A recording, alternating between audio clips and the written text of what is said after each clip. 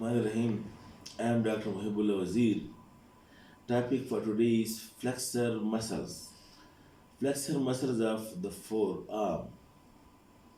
The flexor compartment consists of superficial group and deep group. The superficial group consists of, is told already, pronator teres, then the flexor carpi radialis, then the palmaris longus, and then most medially, this is flexor carpi ulnaris. This I have done in the previous lecture in detail. Then these four muscles, pronator teres, radialis, palmaris longus, and flexor carpi ulnaris. Deep to these muscles, you can see this very big muscle, this one, but being covered by these muscles, and this muscle, which is being covered by the four, this is flexor digitorum superficialis. In this way, we say that the superficial group consists of four muscles, and the superficialis is lying deep to that and is being considered in the intermediate group. And then when you lift all these five muscles deep to that, you will find again three muscles which are the deep group of flexor muscles. In this way, we say that the superficial group consists of four muscles, intermediate group consists of one muscle, and the deep group consists of again three muscles. Okay, this I have done in detail in the first lecture. Now let us come to describe the origin and insertion of these muscles. Look, all these five muscles, superficial group, they arise by a common tendon from the medial epicondyle. This is being called as common flexor origin. Look, this is medial epicondyle and this is lateral epicondyle. And this medial border is more prominent in this lower part. This is being called as medial supracondylar ridge. In the same way, the lateral border is more prominent in the lower part. That is being called as lateral supracondylar ridge. On the anterior surface of this medial epicondyle, you can see this facet. And this facet is for the attachment of the common flexor origin, that is a tendon from which all these five muscles take attachment this way over here. Now you can see over here, this is the medial epicondyle and the common flexor origin. So note one point, that all these five muscles must get attachment to the anterior surface of the medial epicondyle, and then some of them are having extra attachments as well.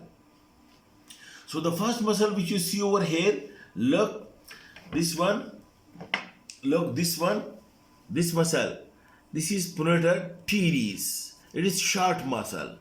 And also you can see it over here, this is pronator teres muscle. Look, now the origin of pronator teres, you look over here, look, one head of it is attached to the medial epicondyle of the humerus, common flexor origin, and second head, this one is attached to the medial border of the coronoid process of ulna, and you can see the gap between the two heads, and the medial nerve enters into the forearm by passing through this gap between the two heads of pronator teres. I had told you, look, this is humeral head and this is ulnar head. The medial nerve passes between the two heads, and then you follow the muscle from medial to lateral. Look, follow the muscle from medial to lateral, and it is being attached. Note one point, it is being attached over here. Look to this rough area at the lateral surface of the humerus, at the most curved part over here. From medial to lateral comes over here to be attached over here. Two heads of origin, humeral and ulnar, and then attach, look over here, medial epicondyle, and then this muscle comes over here to be attached to the most convex lateral surface of the humerus, of the radius, somewhere at the midpoint, like this.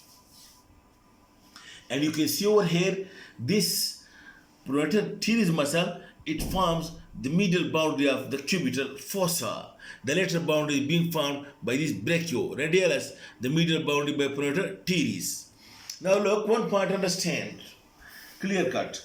All the muscles lying to the any joint, they are flexors in origin except the knee.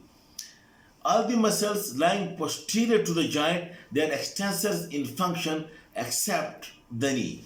So in this way, one point is one. Second point, that you make it clear that the muscle action is by contraction, not by pushing. Muscle acts by contraction, not by pushing. So just think over here, very easy. Look, now this pronator teres, number one, it lies anterior to the elbow joint, so definitely it is flexor of the elbow. And secondly, look, it is attached over here. When it contracts, what it can do? Look, pronation. So its action is flexion of the elbow and pronation of the forearm and the radioulnar joints. Look, by contraction, it can do like this, and flexion, pronation and flexion. And the nerve supply of it is, look, you can see this is the median nerve. The median nerve, when it reaches over here, it gives a bunch of branches which supplies these four superficial group of muscles. So from over here, a nerve enters, and rather it is said that the first branch given by the median nerve is to that of pronator teres muscle. That is supplied by a branch from the median nerve. Okay. Now, the second muscle that you see over here along the pronator teres and medial to the pronator teres, this muscle, that is flexor carpi radialis muscle. The flexor carpi radialis, again, you can see it originates from the medial epicondyle, and then it runs side by side with pronator teres. Pronator teres passes laterally and it passes downward and it forms a tendon. And this tendon of flexor carpi radialis muscle, it passes deep to this flexor retinaculum.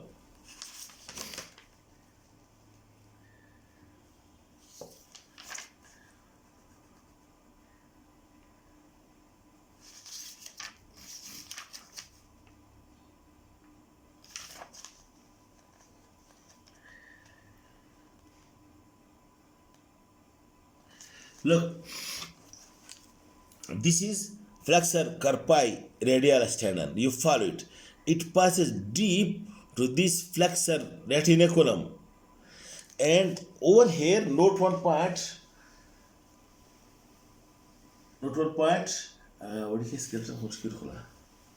Just wait for a while.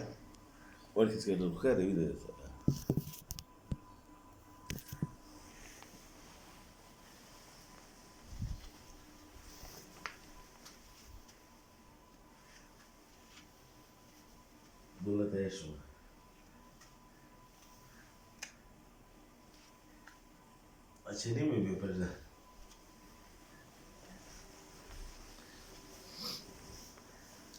This flexor carpi radialis passes deep to the flexor retinaculum, and over here there is a small bone, trapezium. I told you, scaphoid, limnate, triquetrium, pisiform, trapezium, trapezoid. In the trapezium there is a groove. The tendon lies in this groove in the trapezium muscle, in the trapezium bone, and then it is being inserted, look,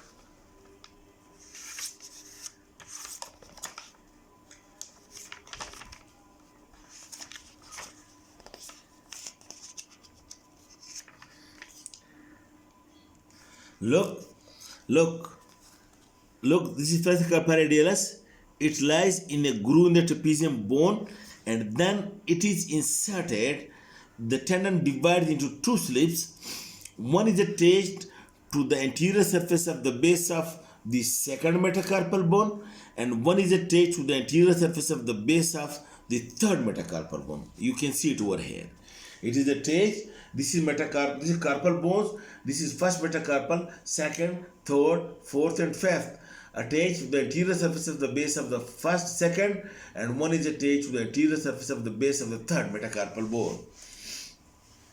Look, on the posterior surface of the same two metacarpal bones, on the posterior surface of the base of the same two metacarpal bones are being attached extensor carpi radialis longus and extensor carpi radialis brevis. In this way, you can say that the flexor carpi radialis, it is the counterpart of two muscles in the extensor compartment. That is, extensor carpi radialis longus and brevis attached to the second and third metacarpal bone, while the flexor carpi radialis only attached to the second and third metacarpal bone.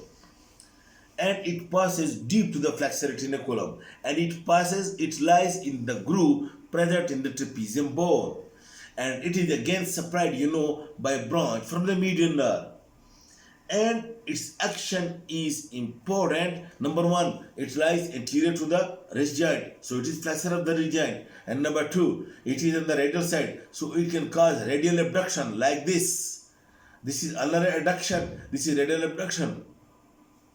It can cause radial abduction, but note one point. To do proximal action at the distal joints, the wrist must be stabilized. If, for example, the wrist is flexed, you can't make the fist properly. You can't have a proper grip if it is flexed. So the wrist must be stabilized so that a proper action is being done at the distal joints. For that, the combined action of the flexor carpi radialis and extensor carpi radialis longus and brevis is very important. Both of them act at the same time. They neither flex the wrist joint, neither extend the wrist joint, but they stabilize the wrist joint so that a proper action is being done at the distal phalanges. For example, to have a proper grip. That's why the stabilizing effect of the flexor carpi radialis, in addition to other, for example, flexion of the elbow, radial abduction, but along with the extensor carpi radialis longus and brevis, this stabilizing effect of the wrist is very important of the flexor carpi radialis muscle. Okay. Now the third muscle which you can see over here, that is palmaris longus. Look, this very small muscle, it is even more smaller in the human being. This small muscle palmaris longus, look, it's actually like this. Look, this small muscle palmaris longus, and then the very long tendon of it. Muscle belly is very small and short and thin. It is absent in 13% of the people. And this palmaris longus muscle is having a very small belly and then a very long tendon, and then it passes in front of, look over here, this is this. And the important part about it is that this palmaris longus muscle, it passes in front of the flexor retinaculum, not deep to the flexor retinaculum. While the flexor carpi radialis, it passes deep to the flexor retinaculum. Okay, it passes in front of the flexor retinaculum, anterior to it is partially adherent as well. Then it enters into the palm. What happens? This tendon, the fibers spread like this. And over here, the longitudinal fibers of the palmar epineurasis are actually being the spreading out of the fibers of the tendon of flexor carpi, the palmaris longus muscle. The tendon comes over here. Tendon, it is made up of fibrous tissue. It's a rope-like structure, and then the fibers spread, and the longitudinal fibers of the palmaris, the palmar epineurasis, it is being from this spreading out of the tendon of palmaris longus. You can see now it is being spreading like this, and it makes in the formation of palmar epineurasis. This palmaris longus absent in the 13% of people, not clinically, not functionally more important, but over here it anchors the skin of the palm so that it is not slippery and you can have a proper grip. This is its function. Otherwise, this muscle is not function important and you can use it for transplant of the muscle anywhere on the other side. Then the most medial muscle over here, you can see this most medial muscle. This is flexor carpi ulnaris muscle. Okay? This is flexor carpi ulnaris. This muscle, which you can see over here, this is flexor carpi ulnaris. This flexor carpi ulnaris, number one, you know, it is having attachment to the medial epicondyle. And number two,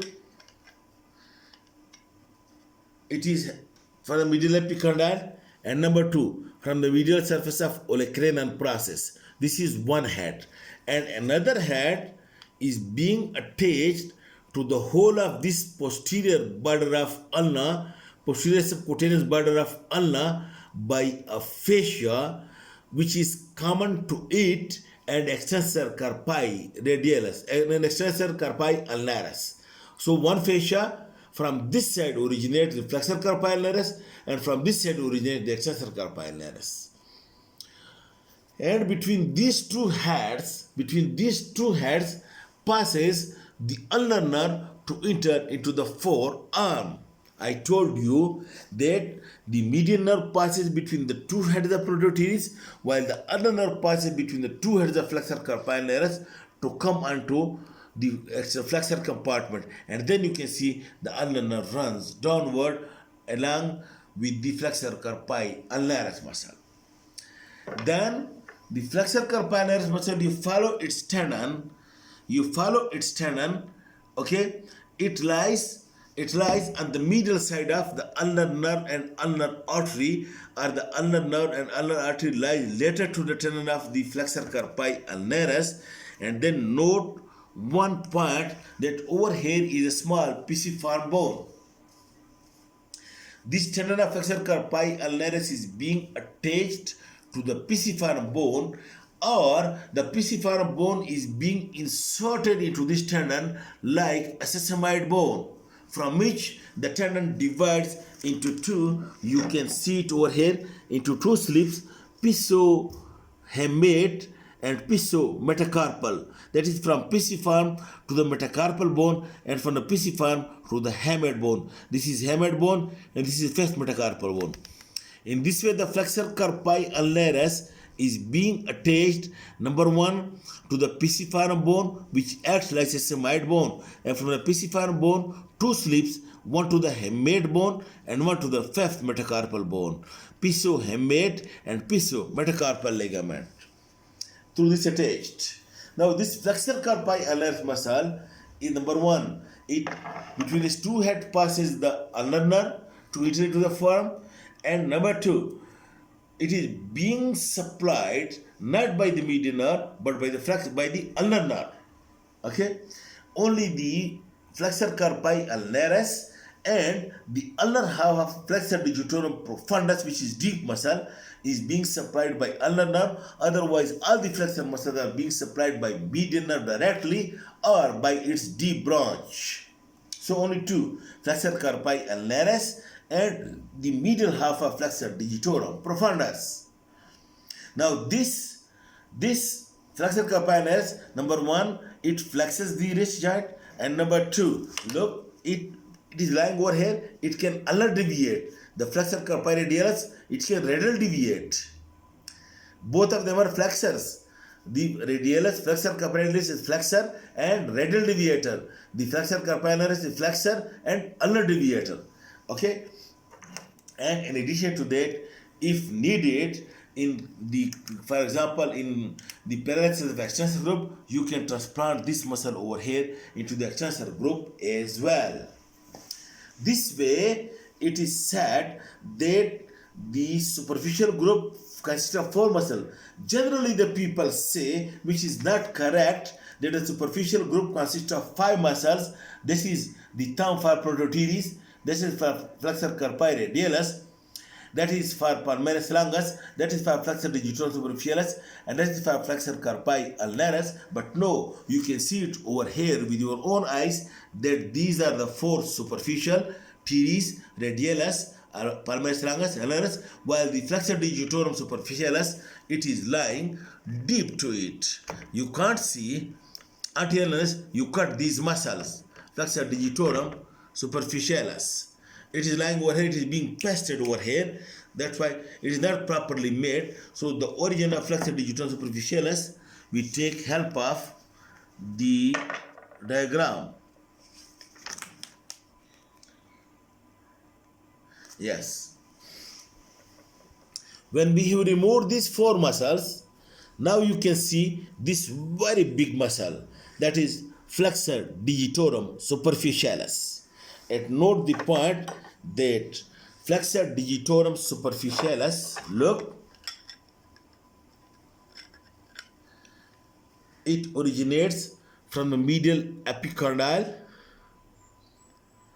It originates from the medial epicondyle of the humerus through the common flexor origin, then from a small tubercle on the medial part of coronoid process of ulna, which is also called a sublime tubercle. That's why at some time the flexor digitorum superficialis was also used to be called as flexor digitorum sublimus muscle. Then later to that is the radius bone, although it is the right radius, not the left, but we take help that from this humero ulnar head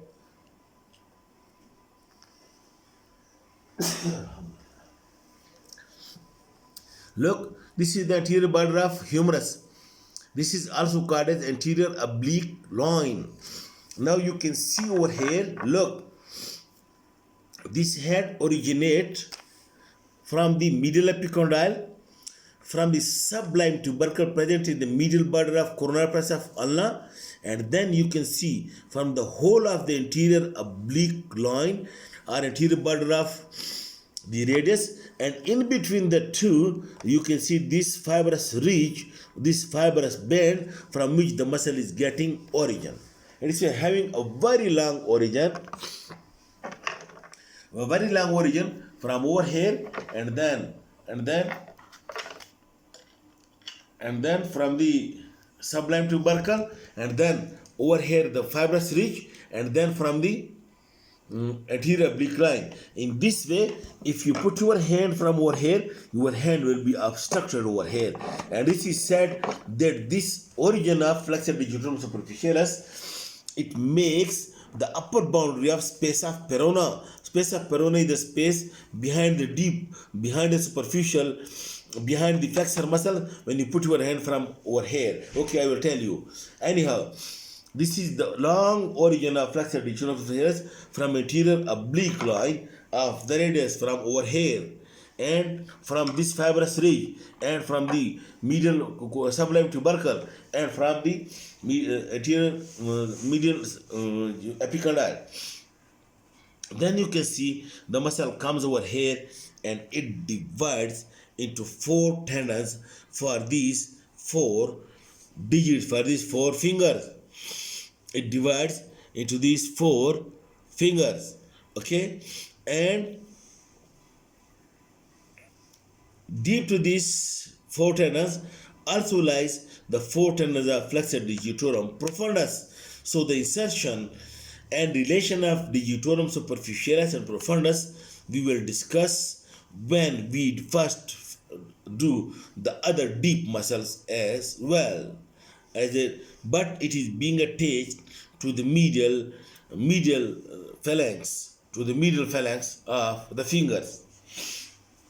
Okay, in this way there are 5 muscles, 4 superficial and 1 in intermediate, and when you lift them up, then you can see the deep muscles and you can see some other structures. Look, what is this?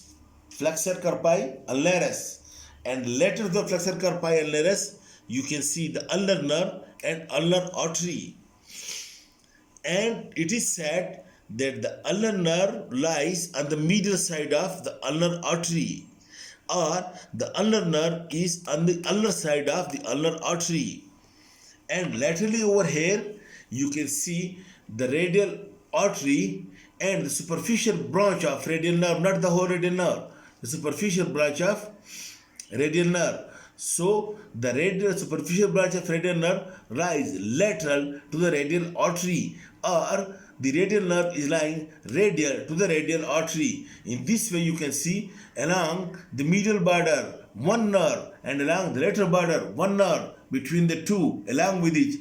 Now radial artery and ulnar artery, and in the midline you can see this big nerve. This is the median nerve, you can see it, and the median nerve enters into the forearm by passing between the two heads of protruder teres. The ulnar nerve enters by passing between the two heads of flexor carpi ulnaris, and this radial nerve, it passes into the posterior compartment by passing between the two heads of supinator muscle.